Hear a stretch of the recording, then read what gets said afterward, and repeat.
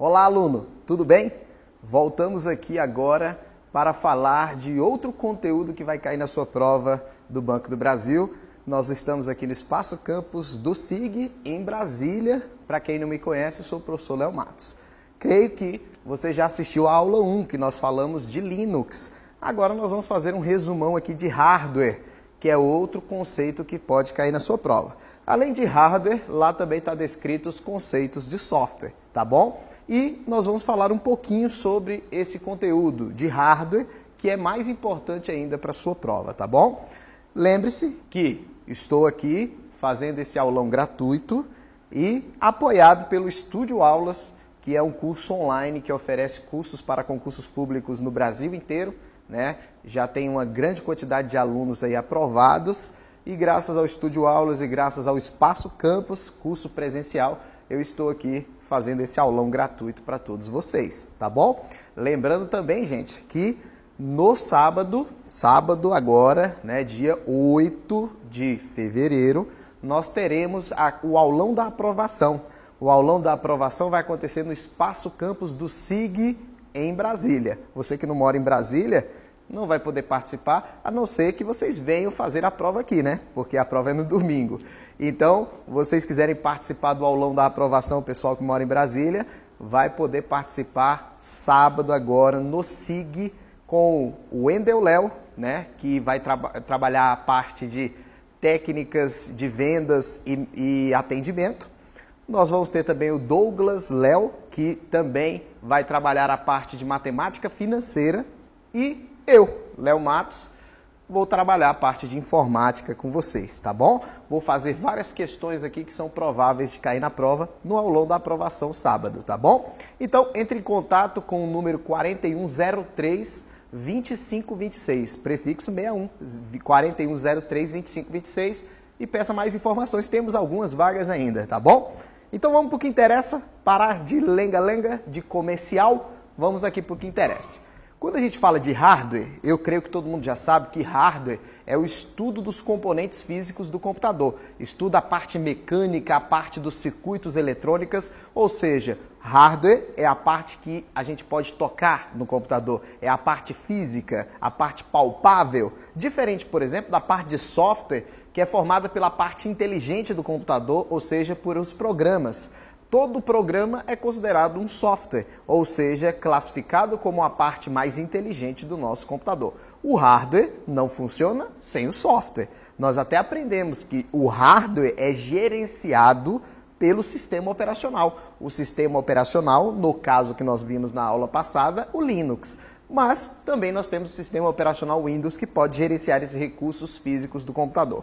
Quando se fala de hardware, nada mais ideal você começar esse estudo do hardware falando sobre o objeto principal da informática, que é o computador. Então a gente já sabe o que é um computador, você sabe o que é um computador. O estudo do hardware é estudar os componentes internos do computador, como que funcionam. Então, o computador você já conhece, agora vamos estudar um pouquinho o que interessa para a nossa prova, tá bom? Dentro do nosso computador existe uma estrutura, né, com vários componentes que fazem o computador chegar no seu objetivo, que é fazer todo o processamento das informações e comandos que vocês pedem para ele. Tudo bem? Todo computador, gente, ele vai ter o que a gente chama de placa-mãe, e na placa-mãe vão encaixar alguns componentes que têm funções de grande importância para a sua prova. Lógico que a gente não vai estudar o hardware por inteiro aqui, porque é só um aulão, então nós vamos falar daquilo que é mais importante na parte de hardware. Se o computador é uma máquina eletrônica, gente, nós podemos dizer que os componentes internos do computador se comunicam um com o outro, trocam dados um com o outro através de sinais eletrônicos. Só que o sinal eletrônico de um computador é um sinal eletrônico diferente. É um sinal que atinge apenas dois tipos de amplitude. Ou o sinal é alto ou o sinal é baixo. Por exemplo, aqui está um componente do computador que quer se comunicar com esse outro componente do computador. Eles se comunicam enviando sinais dessa maneira, sinais que nós chamamos de sinais eletrônicos digitais. O sinal digital é o sinal que atinge apenas dois tipos de amplitudes, ou seja, é um sinal que ou é alto ou é baixo. Por isso que esse sinal digital vai ser representado dentro do computador com dois números, que seria o 0 como tensão baixa e o 1 como tensão alta.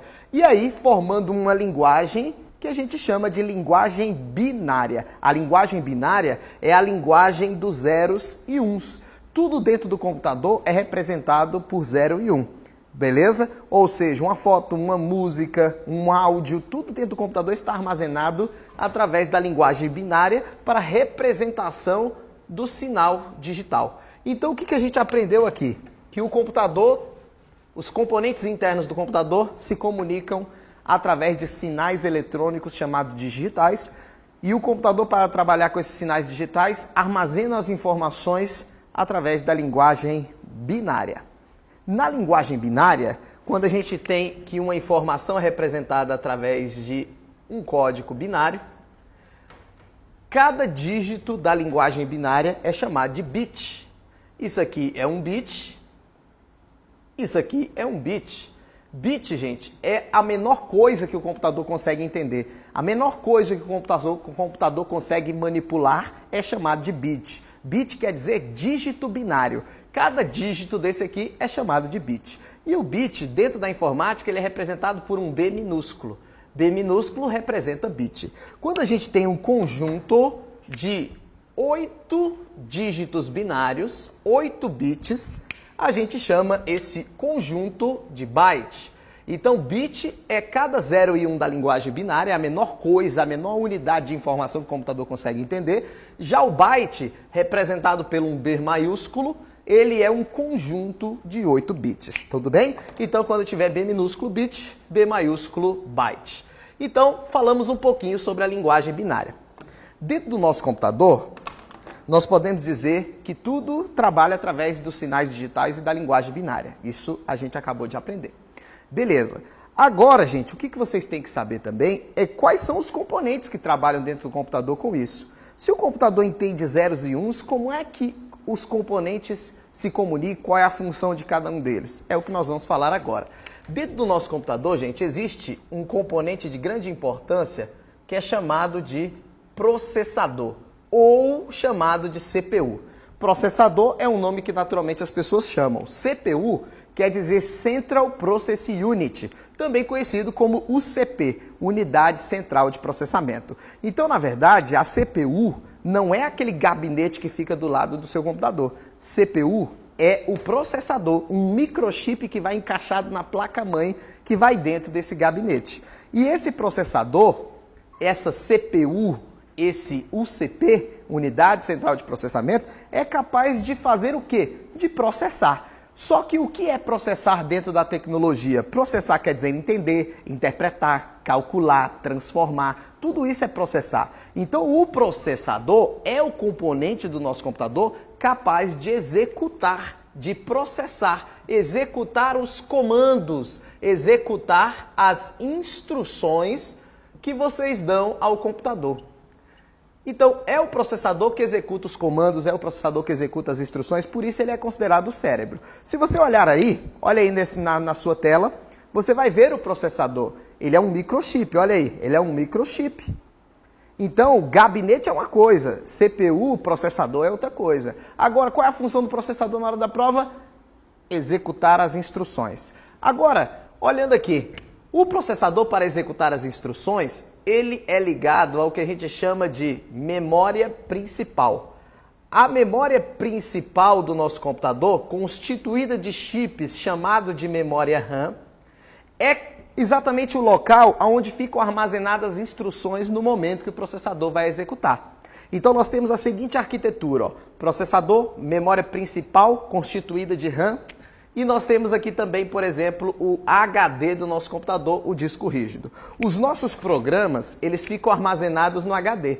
O Word, Excel, PowerPoint, ficam todos aqui, os arquivos. Então nós podemos dizer que o HD armazena os nossos arquivos de forma permanente.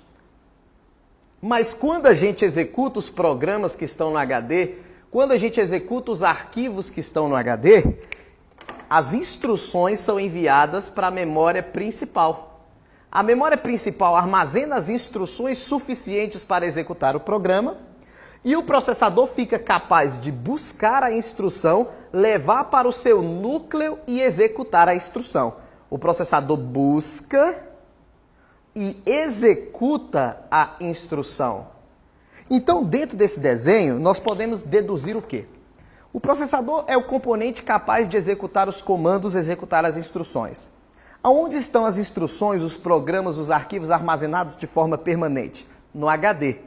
O HD é o dispositivo de armazenamento de forma permanente que vai armazenar os seus programas e dados dentro do seu computador.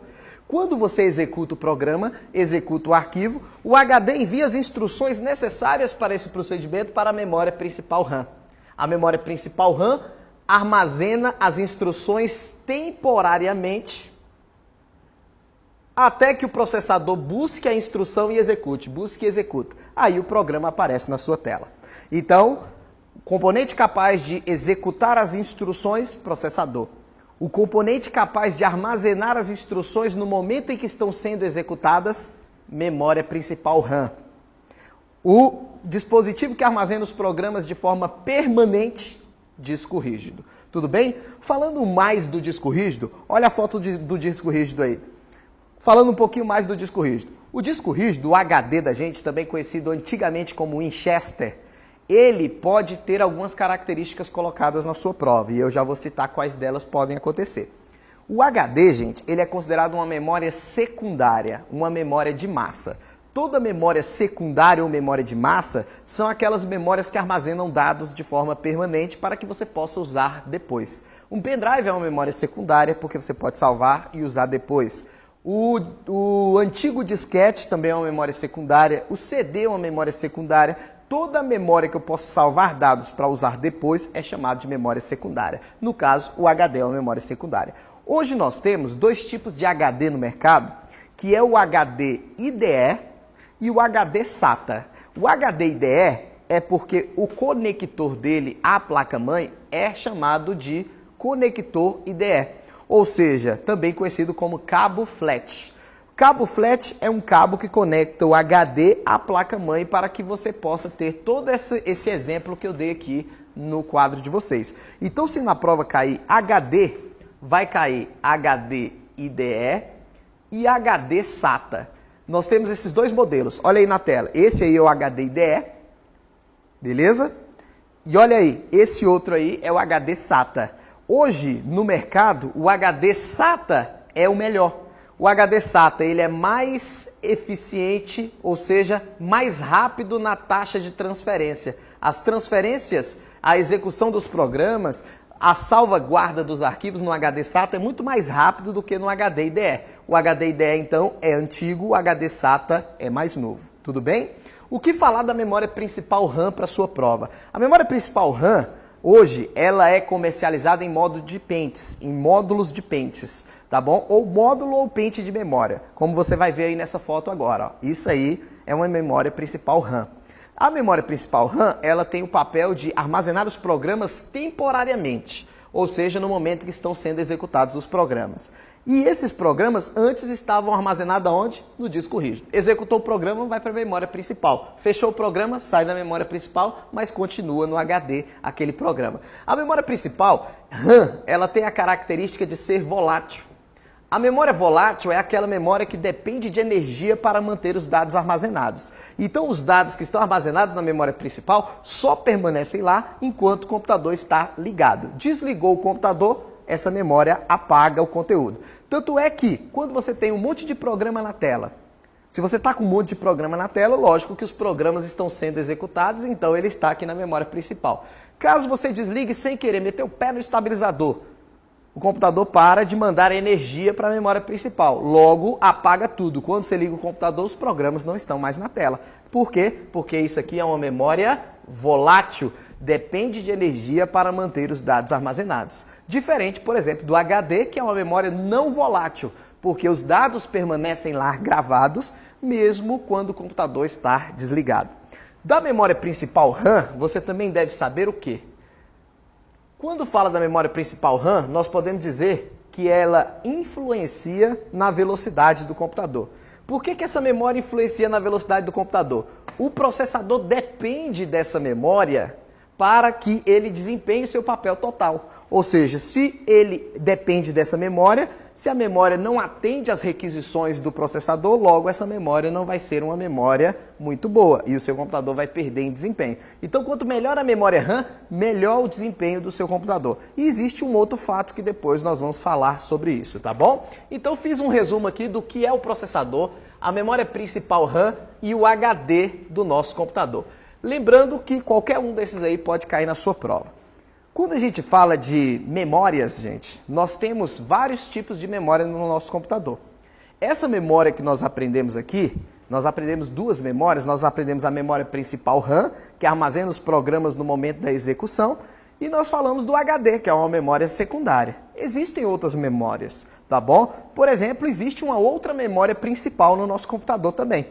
Só que o papel dessa outra memória principal não é armazenar os programas no momento que estão sendo executados. Então nós vamos conhecer agora a memória ROM. A memória principal RAM nós já falamos, agora vamos falar da memória principal ROM. A memória principal ROM, ela vem gravada de fábrica e encaixada na nossa placa-mãe, como você vai ver aí na foto. Ó. A memória principal ROM é esse chip de memória que você está vendo aí na placa-mãe. E esse chip, ele tem o seguinte propósito, ele já vem gravado de fábrica e ele traz dois programas que são essenciais para o funcionamento do nosso computador. Dentro desse chip aí, vem os programas que fazem a placa-mãe funcionar e que dá a inicialização, o pontapé inicial para o seu computador suportar depois a instalação de um sistema operacional, caso Windows, caso Linux. Tudo bem? Então, esse chip que você viu na placa-mãe, vou até desenhar aqui ó, a placa-mãe. O chip que você estava vendo na placa-mãe é um chip de memória ROM, que tem o seguinte papel: armazenar os programas que fazem a placa-mãe funcionar, armazenar os programas que dão o pontapé inicial ao funcionamento do nosso computador. Então, qual é o conteúdo dessa memória RAM? Memória ROM, desculpa. Qual é o conteúdo da memória ROM? O que vem gravado de fábrica nesse chip? Vem dois programas. Existe um programa chamado de BIOS e existe um programa chamado de Setup. Esses dois programas vêm armazenados nesse chip de memória ROM. A BIOS, ela é um programa responsável por fazer o quê? Fazer o boot e fazer o post. O que é boot e o que é post? Post é o teste dos componentes do computador, antes da inicialização do seu sistema operacional. Então a BIOS, que quer dizer Basic Input Output System, ou seja, Sistema Básico de Entradas e Saídas, a BIOS é responsável pela inicialização, que é o boot, e antes da inicialização ele faz o teste dos componentes. Testa a memória, testa processador, testa ali o disco rígido, né? Testa os principais componentes do computador, testa até mesmo o seu teclado para ver se ele está em pleno funcionamento. Depois de fazer esses testes, que nós chamamos de procedimento de post, se tiver tudo ok, ele faz o boot, que é a inicialização do sistema operacional. Se der algum problema no post, no teste, ele te avisa para você resolver o problema. E aí continuar a inicialização. Então, nós podemos dizer que a BIOS é o primeiro programa que começa funcionando no nosso computador. A BIOS faz o post, se tiver tudo ok no post, ela faz o boot, que é a inicialização do sistema operacional. Agora, caso não esteja ok, não ok, aí ela dá o quê? Uma mensagem dizendo que tem algum tipo de problema no teste dos componentes. Tudo bem? Então a BIOS é um programa que vem armazenado num chip de memória ROM, considerado também uma memória principal, que já vem gravado de fábrica. E uma outra característica, esse chip vem gravado de fábrica e nós não podemos modificar o conteúdo, nós não podemos apagar o conteúdo, nós não podemos gravar nada, porque esse chip é um chip somente leitura. A memória RAM, que é aquela que nós aprendemos anteriormente, ela é uma memória de leitura e escrita, porque você pode gravar, ler, alterar. O processador, por exemplo, grava, busca, lê, altera, o HD altera. Ou seja, a memória RAM, ela permite leituras e escritas. Já a memória ROM, ela é uma memória de somente leitura, ou seja, só pode ler o conteúdo, não pode apagar, não pode modificar, não pode gravar. Já vem gravado de fábrica 2 programas, a BIOS e o Setup. O Setup, gente, é essa tela azul que você vai ver aí agora na sua tela do computador. Essa tela azul aí que vocês estão vendo é o que a gente chama de Setup. O Setup ele é um programa para fazer configurações na nossa placa-mãe. Configura toda a parte de barramentos da nossa placa-mãe, dos circuitos da nossa placa-mãe, e o Setup é muito importante, por exemplo, para definir as características que a BIOS vai executar no nosso computador.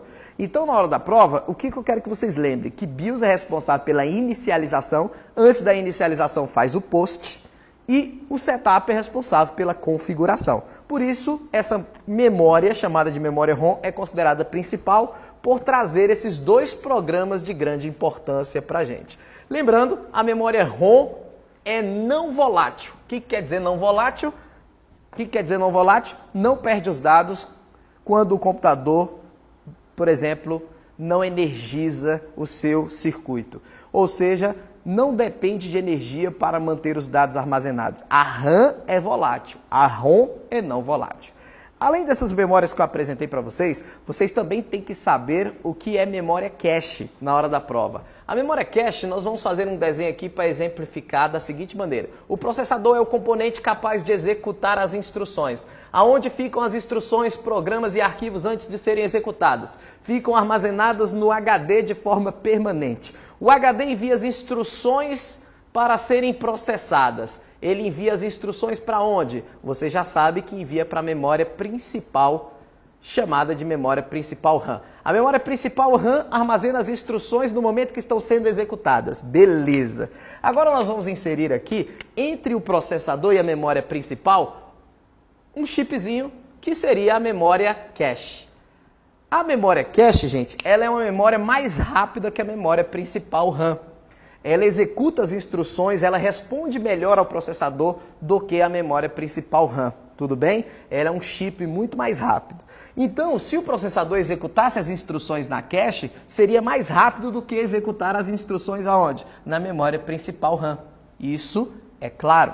Então, o que acontece? Você deve estar pensando, então é melhor só trabalhar com a cache. Lógico que não vai ser possível, porque a memória cache é muito cara. Mas se fosse possível trabalhar só com cache, seria ótimo. Os nossos computadores seriam muito mais rápidos, porque as instruções executadas aqui é mais rápida do que aqui. Só que a memória cache, pelo fato de ser pequenina, né, é pequenininha, as instruções que vão ser processadas em cache só são aquelas mais repetidas, ou seja, aquelas mais frequentes também. Então, por exemplo, aqui está o Word. Abri a primeira vez o Word, o HD enviou as instruções do Word para a memória principal RAM. O processador buscou a instrução na memória RAM e vai levar para o seu núcleo. Quando ele leva para o núcleo, o processador ele deixa uma cópia antecipada da instrução na memória cache. Buscou mais uma, deixou na memória cache. Buscou mais uma, deixou na memória cache. Buscou mais uma, deixou na memória cache. Daquelas 6 instruções que estão na RAM aqui, é só um caso hipotético, 4 delas já estão em cache. Por que o processador fez isso? Já deixou uma cópia antecipada em cache? Porque ele sabe que depois você pode querer executar esse programa de novo ou executar um programa que tenha instruções semelhantes. Então ele já deixa ali. Sabe para quê? Fechei o Word, saiu da memória principal. Saiu da memória principal. Beleza. Abri o Word de novo. O processador consulta a memória cache, verifica se está em cache. As instruções que estão em cache ele executa. Aquelas que não estão, aí ele vai na memória principal pegar. Ou seja, se as instruções já estão em cache, lá foi processado mais rápido e assim o seu programa a segunda vez que você abriu foi muito mais rápido do que a primeira vez. A memória cache é isso, melhora o desempenho do nosso computador, porque ela faz o quê? Ela armazena as instruções frequentes e recentes para que na próxima vez seja executada de forma mais rápida. A memória cache é isso. 2 características que vocês não podem esquecer na hora da prova. A cache é mais rápida que a memória principal RAM e a cache armazena as instruções mais frequentes, mais recentes, que são executadas pelo processador de uma forma muito mais eficiente. A memória cache melhora o desempenho do processador. Hoje, gente, a memória cache não é mais esse desenho, porque a memória cache está dentro do próprio processador. Hoje nós temos a memória cache interna, que está dentro do próprio processador do nosso computador. E aí a execução da instrução cada vez é mais rápida porque está mais próximo do núcleo de processamento do nosso computador. Então nós falamos da memória cache, que também há uma possibilidade de cair na nossa prova. Existe uma outra memória que pode ser chamada também na sua prova de memória virtual. E a memória virtual tem um outro nome também que pode cair, que é o swapping file. O swapping file, também conhecido como memória virtual ou arquivo de paginação, pode cair na sua prova da seguinte maneira. Veja, não sei para que eu apaguei o desenho, né? Olha aqui, vou fazer o desenho de novo. Processador, memória principal RAM, disco rígido, o HD, e aonde vai estar a memória virtual? Se é memória virtual, você já sabe que você não vê, você não pega, não é físico, é virtual, né?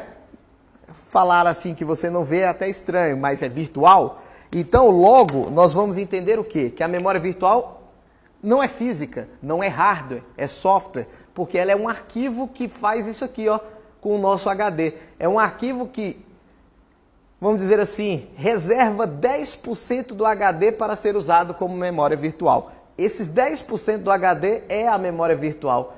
E esses 10% vai ser usado para quê? Para armazenar as instruções quando a memória RAM não tem mais espaço. Quando a gente vai adquirir um pente de memória RAM em uma loja, gente, ou quando a gente vai comprar um computador, vem descrito a quantidade de memória RAM que tem naquele computador, que é exatamente a capacidade de armazenamento de programas quando você abre. Então você abriu vários programas, abriu um programa, veio para cá, abriu outro programa, veio para cá, abriu outro programa, veio para cá, abriu outro programa, veio para cá. Ocorreu o que a gente chama de estouro de RAM. Ocorreu o estouro de RAM, não tem mais memória RAM, o computador deveria travar e parar o seu funcionamento, mas não, ele começa a trabalhar com a memória virtual. Em vez do processador buscar as instruções na RAM, ele começa a buscar as instruções na memória virtual. O problema é que, devido ao fato dele buscar em uma memória que não é própria para esse tipo de trabalho, o desempenho do computador abaixa muito. Sabe por quê? Porque a memória que o HD, vamos dizer assim, o princípio de armazenamento do HD é chamado de princípio magnético. É uma memória magnética. E toda memória magnética, naturalmente, ela trabalha com princípios mecânicos. Então, o HD é uma memória muito mais lenta do que a memória RAM, que é uma memória em circuito eletrônico, é uma memória em chip. Então, o que acontece? Quando o processador começa a trabalhar com a memória virtual, o nosso computador começa a abaixar de desempenho. Por isso que abrir muitos programas ao mesmo tempo, muitos arquivos ao mesmo tempo, faz com que o seu computador abaixe de desempenho. Ele fica lento, exatamente porque está usando a memória virtual. Beleza? Então, o que a gente vai saber da memória virtual? A memória virtual é 10% do HD, mas pode ser personalizada para mais ou para menos. O sistema operacional reserva 10% do HD para a memória virtual. Quando a memória virtual é utilizada, abaixa o desempenho do nosso computador. Beleza? Abaixa por quê? Porque o HD é uma memória magnética, mecânica, por isso abaixa o desempenho do nosso computador. Uma outra coisa importante é que a memória virtual é uma simulação da existência de maior memória RAM. Já que não tenho mais RAM, eu faço a simulação de uma maior RAM na memória virtual. Tudo bem? Eu costumo falar que é como se fosse cheque especial, né? Aí você vai, cheque especial, professor? Ou seja, quando você não tem dinheiro na conta, começa a usar o cheque especial. E aí te dá a impressão de que você tem mais dinheiro. Você não tem dinheiro. É a simulação de que você tem mais dinheiro, mas na verdade você não tem. Você está usando o quê? O cheque especial.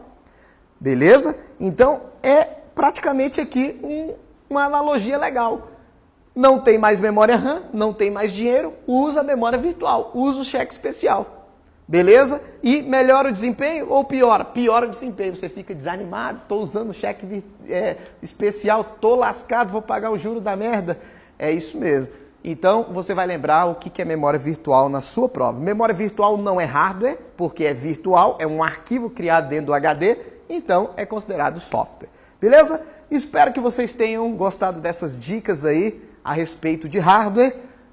Amanhã vou gravar uma nova aula e nessa próxima aula nós vamos falar de conceitos relacionados à internet e segurança da informação.